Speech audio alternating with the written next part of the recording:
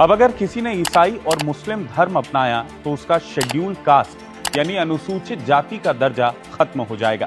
Court ने साफ किया है कि जो भी हिंदू, सिख या बौद्ध धर्म के अलावा किसी दूसरे धर्म को अपनाता है तो अगर वो शेड्यूल कास्ट में जन्मा भी हो तो उसका अनुसूचित जाति यानी शेड्यूल कास्ट का दर्जा समाप्त हो जाएगा।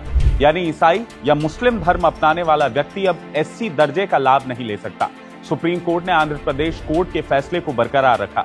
इससे पहले आंध्र प्रदेश हाई कोर्ट ने कहा था कि ईसाई धर्म में जाति व्यवस्था नहीं होने के कारण ईसाई बने व्यक्ति SC/ST कानून के तहत संरक्षण का हकदार नहीं है। कोर्ट ने कहा कि संविधान के आर्टिकल 341 पार्ट 3 में साफ लिखा है कि स्पेसिफाइड धर्मों के अलावा किसी दूसरे धर्म में जाने पर जन्म के बावजूद अनुसूचित जाति का दर्जा अपने आप समाप्त हो जाता है। कोर्ट ने यह भी स्पष्ट किया कि ऐसे व्यक्ति पर अनुसूचित जाति और अनुसूचित जनजाति अत्याचार निवारण अधिनियम यानी SC/ST एक्ट के तहत कोई मामला दर्ज नहीं किया जा सकता, क्योंकि वो अब अनुसूचित जाति का नहीं है। ये फैसला आंध्र प्रदेश के एक पादरी चिथांडा आनंद की अपील पर सुनाया गया था। आनंद ने आरोप लगाया था कि अक्काला रामी रेड्डी और अन्य लोगों ने उनके साथ जातिगत भेदभाव और गाली गलौज की।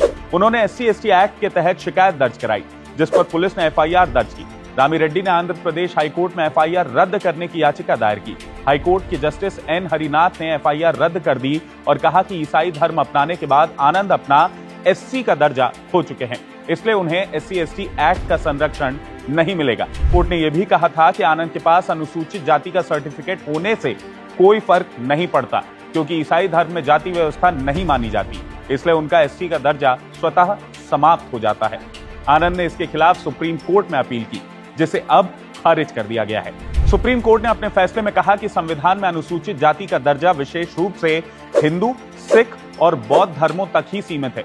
अन्य धर्मों में परिवर्तन के बाद व्यक्ति सामाजिक और आर्थिक पिछड़ेपन की उस स्थिति से बाहर आ जाता है जिसके आधार पर SC आरक्षण और संरक्षण दिए जाते हैं।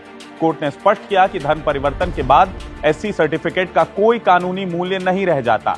यह फैसला उन सभी मामलों में महत्वपूर्ण माना जा रहा है जहां दलित समुदाय के लोग ईसाई या अन्य धर्म अपनाने के बाद भी SC आरक्षण, सरकारी योजनाओं या SC/ST एक्ट के तहत सुरक्षा का दावा करते रहे हैं। पूरे मामले को लेकर और सुप्रीम कोर्ट के फैसले को लेकर क्या है आपकी राय? क्या सुप्रीम कोर्ट ने ये जो फैसला सुनाया है आप भी इसके पक्ष में हैं या नहीं? कमेंट करके आप अपनी राय जरूर बताइएगा।